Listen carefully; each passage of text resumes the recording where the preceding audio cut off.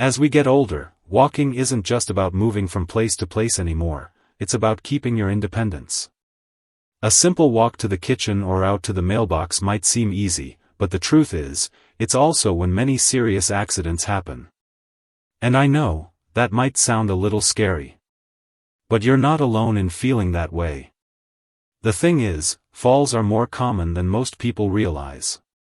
In fact, did you know that 1 out of every 4 adults over 65 in the US falls each year? That's not just a number, that's millions of people. And for many, it starts with something small. A missed step. A loose rug. A moment of dizziness. But here's the hopeful part, many of these falls can be prevented, not by working harder or moving faster, but by walking smarter. That's what we're going to talk about today, 7 simple habits that can help you stay steady, balanced, and confident on your feet. These aren't complicated exercises or strange gadgets. You don't need fancy shoes or a gym membership. These are small adjustments you can make right now, right in your own home. And they've helped countless older adults walk more safely, without fear, without hesitation. And listen, if you're someone who already walks carefully, or maybe you've had a close call before, this might just be the message you needed to hear today. Because you still have the power to stay strong and steady. You just need the right tools. Before we jump into the first walking habit, I'd love to hear something from you. If you're watching this, would you mind sharing where you're from in the comments?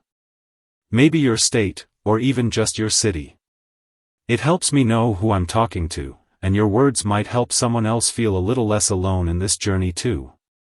Now, let's talk about the first walking trick that can quietly protect you from falling, and it starts with something most people never even think about, your head.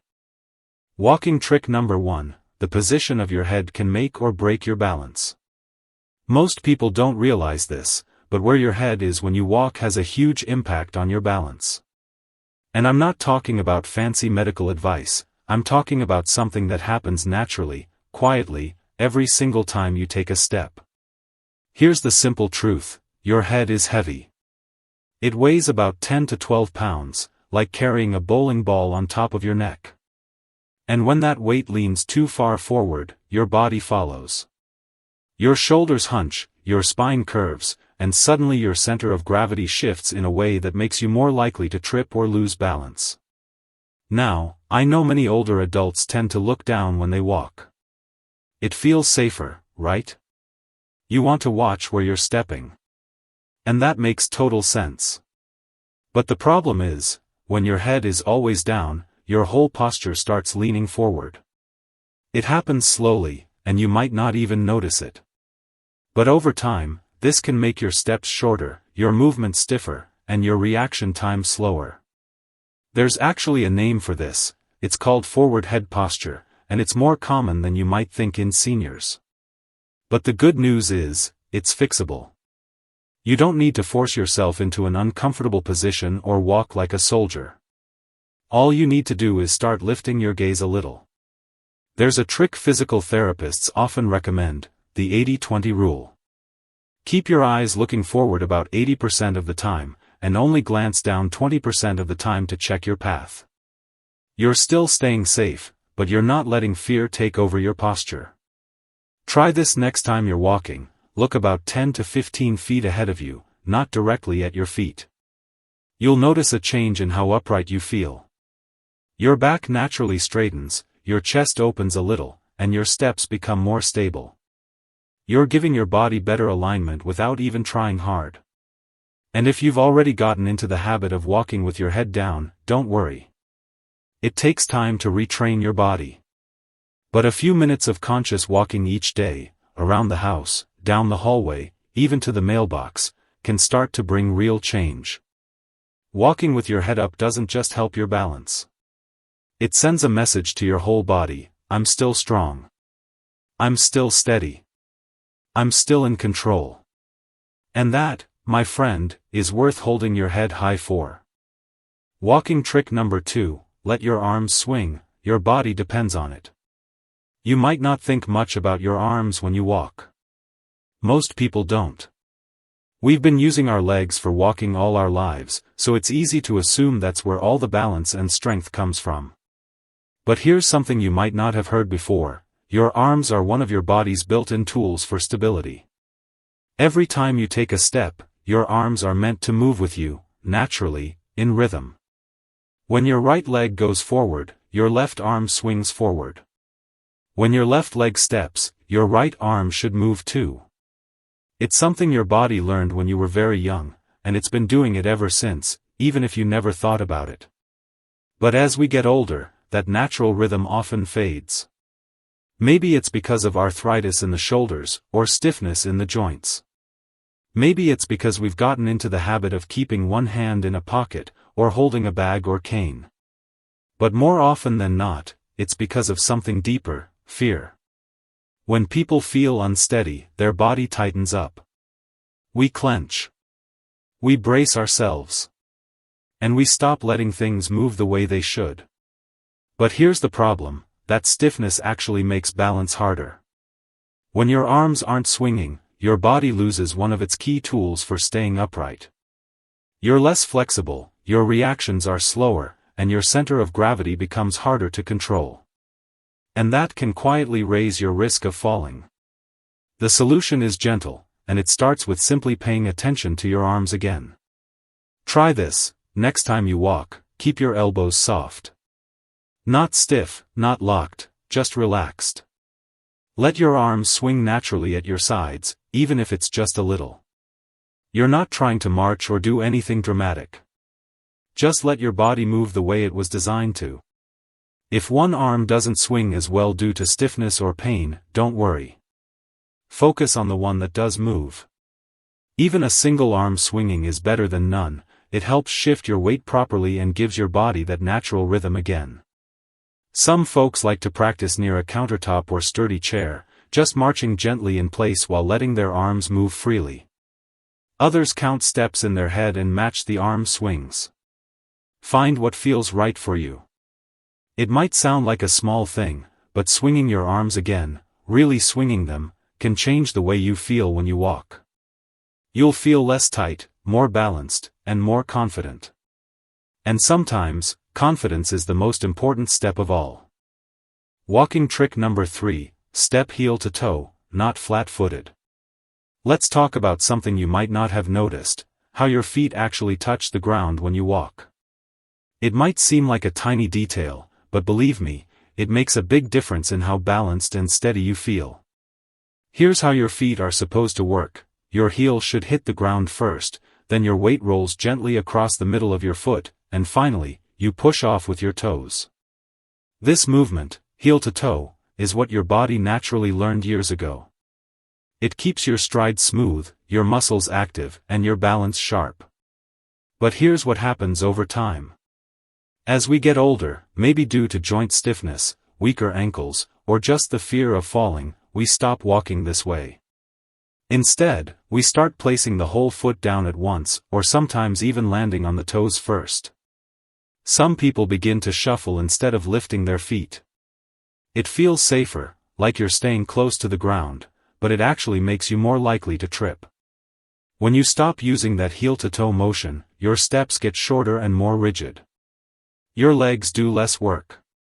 Your reaction time slows down. And most importantly, your chances of catching your toe on a rug, mat, or uneven floor go up. It's not just about walking, it's about how you're landing with each step. So, how can you get that natural step back? You don't need to walk fast or take big strides. In fact, it's better if you slow it down at first. Try walking across a safe area in your home, maybe a hallway or living room. Walk slowly and pay close attention to each step. Feel your heel hit the ground first. Then notice your weight move across your foot and finish with a light push from your toes. If you're unsure whether you're doing it right, here's a helpful tip: try walking barefoot across a towel or soft mat. You'll be able to feel the difference in each part of your foot as it moves. That sensation helps wake up your muscles and retrain your brain to use the proper pattern again. This may feel a little strange at first, especially if you've been walking differently for years.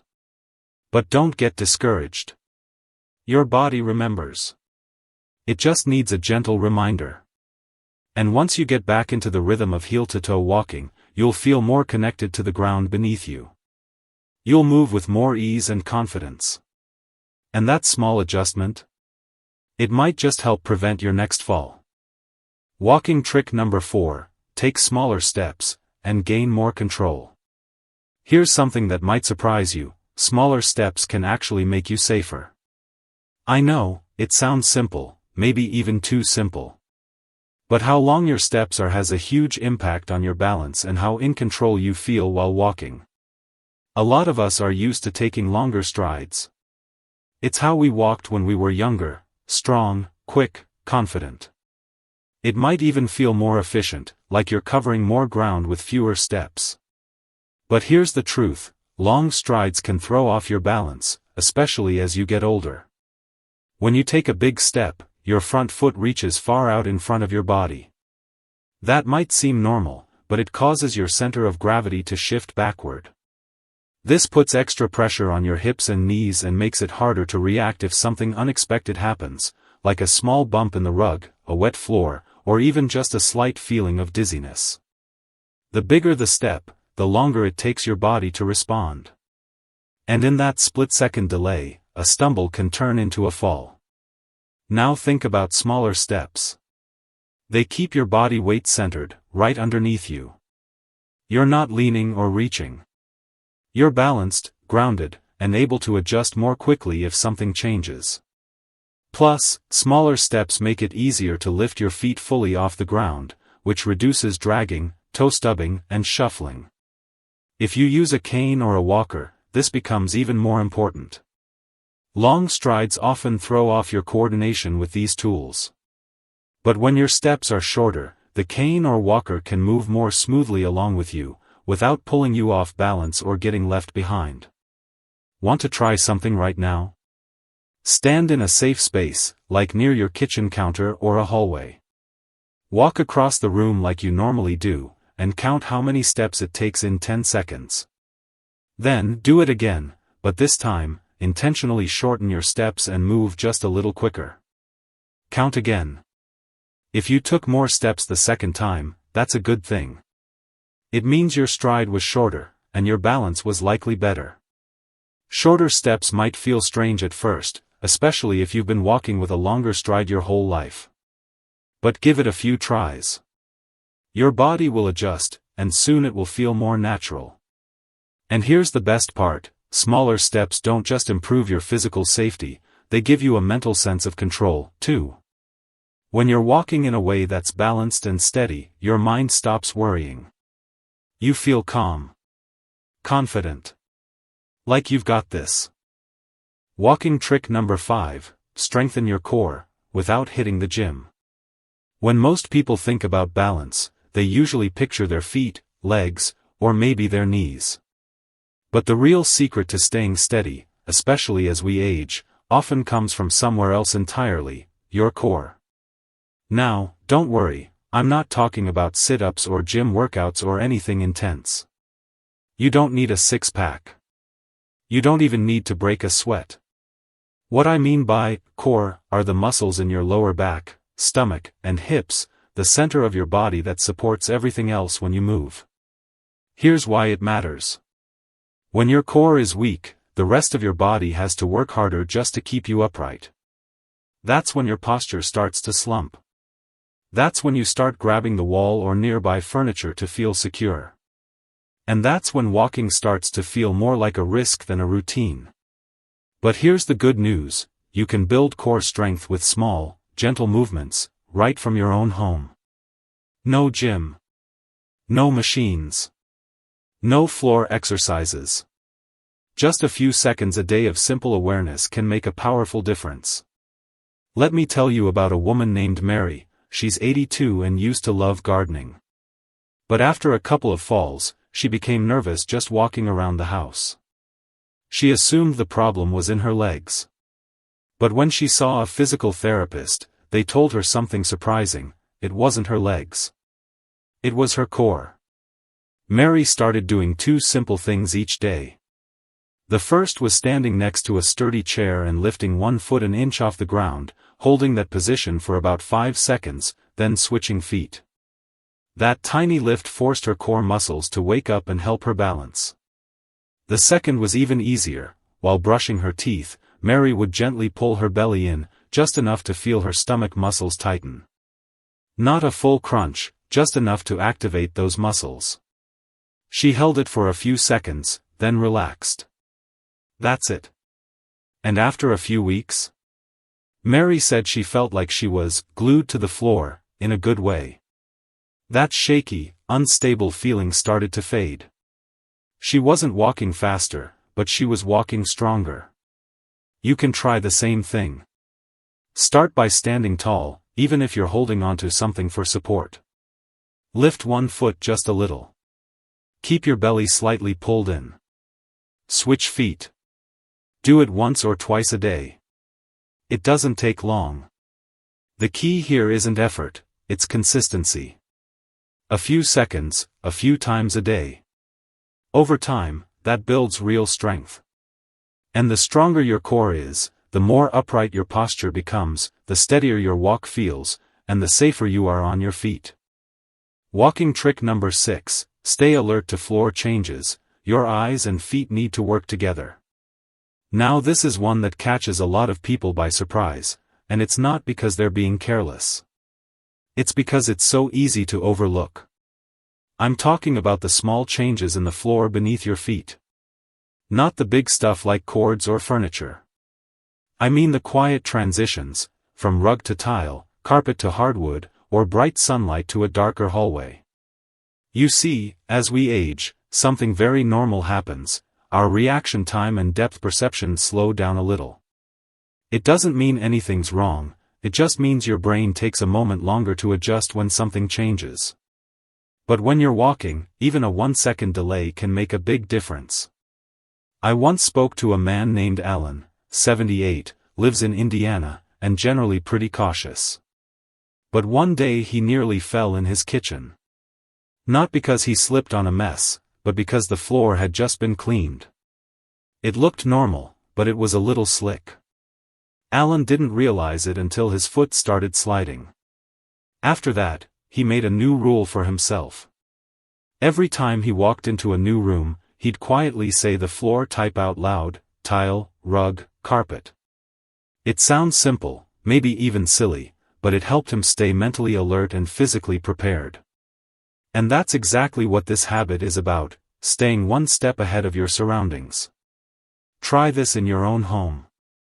When you step into a bathroom or kitchen, pause for half a second and look at the floor. Is it shiny? Is it slippery? Has the lighting changed? If you're moving from outdoors to indoors, or from a sunny room into a hallway, give your eyes time to adjust before you take that first step. If you wear bifocals or progressive lenses, be especially careful on stairs or curbs. The lens shift can distort how close the ground appears. Always tilt your chin slightly down so you're looking through the top part of your glasses when stepping down. It'll help your vision stay accurate. One more tip: if you find that certain rooms in your home always feel a little tricky, consider adding non-slip mats, brighter lights, or even contrasting floor tape where transitions happen. These tiny adjustments can quietly prevent big accidents. The truth is, your feet might be strong, your posture perfect, but if your brain doesn't register the floor fast enough, you're still at risk. So, give yourself that little extra second. Announce the floor. Let your eyes adjust. Let your balance catch up. Walking trick number 7, use your arms, they're your built-in balancers. Most people don't realize it, but your arms are a natural part of your balance system. The way they swing when you walk, side to side, opposite your legs, is more than just a habit. It's your body's way of keeping you centered and steady. When you stop using them, or keep them stiff or tucked away, you're quietly taking away one of your biggest safety tools. Now think about it: have you ever seen someone walk with their hands behind their back? Or with both hands full, a bag in one and maybe a phone in the other? What happens? Their balance shifts, their posture stiffens, and their steps become shorter and more unsure. That's because the arms are supposed to move, naturally, gently, freely, to help your body stay upright. Each arm swing is like a little counterweight, helping your legs move more smoothly and keeping your center of gravity in the right place. Here's something important: a lot of seniors start limiting their arm movement without even noticing. Sometimes it's because of shoulder stiffness, arthritis, or just a sense of caution. Other times, it's because they're always carrying something: a purse, laundry, a cane, even groceries. Over time, your arms kind of forget how to move while walking. And once that swing stops, your whole gait changes. You start to lean. Your upper body tightens. You might even shuffle your feet more to compensate. So what can you do? Start by loosening your shoulders. Stand in a safe place and gently shrug them up, then let them fall. Now let your arms hang at your sides. Take a few steps forward and just notice how your arms want to move naturally, opposite arm to opposite leg. Don't force a big swing. Just let them move. Let your body remember. If you're walking outside or in a hallway, and your arms feel stiff or awkward, pretend you're holding 2 light bags of groceries, not too heavy, not too tight. That image helps your brain reconnect with that natural swing. You can also practice intentional walking for a minute or 2 each day. Focus just on walking upright with your head tall, core engaged, remember trick number 5, and arms swinging freely at your sides. No need to exaggerate, the goal is rhythm and balance. And here's a bonus: when your arms swing naturally, your posture improves automatically. You're less likely to slouch or lean forward. Your steps feel smoother. Your breathing opens up. And most importantly, your body becomes more connected, every part working together, like it's meant to. Let's not forget, your body is smarter than you think. It's built to walk, to move, to balance. But sometimes, it needs gentle reminders. So let your arms swing. Walk with rhythm. Walk with ease. And walk knowing that even the small things, like how your arms move, can have a big impact on your safety and confidence. Closing message: you're not powerless against falls. You're smarter now.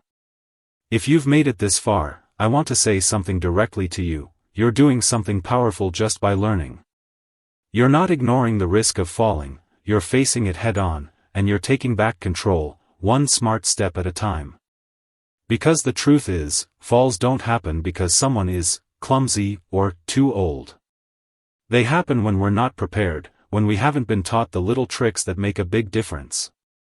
And now, you know them. You've learned how to walk in a way that's safer, stronger, and more stable. You've learned how to keep your eyes sharp and alert to your surroundings. You've learned that walking slower, smaller, and smarter keeps you upright, not behind. You've learned to use your core, your posture, your arms, and even your shoes to your advantage. And maybe most importantly, you've been reminded that your body is still capable. It just needs support, attention, and care. Now, will this make you invincible? Of course not. But it puts the odds back in your favor. It gives you the tools to walk with purpose instead of fear. So here's what I want you to do next: pick just one of these tips, whichever one felt easiest, or most important for you, and try it today. Right now if you can. Then tomorrow, try another. Because safety isn't about doing everything at once, it's about building smart habits that work for your life. And if any of these tips reminded you of someone, a friend, a parent, a neighbor, share this video with them. A simple conversation could be the thing that saves them from a future fall. I'd love to know, which walking trick surprised you the most? Or which one are you going to start using today? Leave a comment, because your answer might inspire someone else to take that first safe step too. You've got this. And you're not walking alone. Speech Balloon Footprints.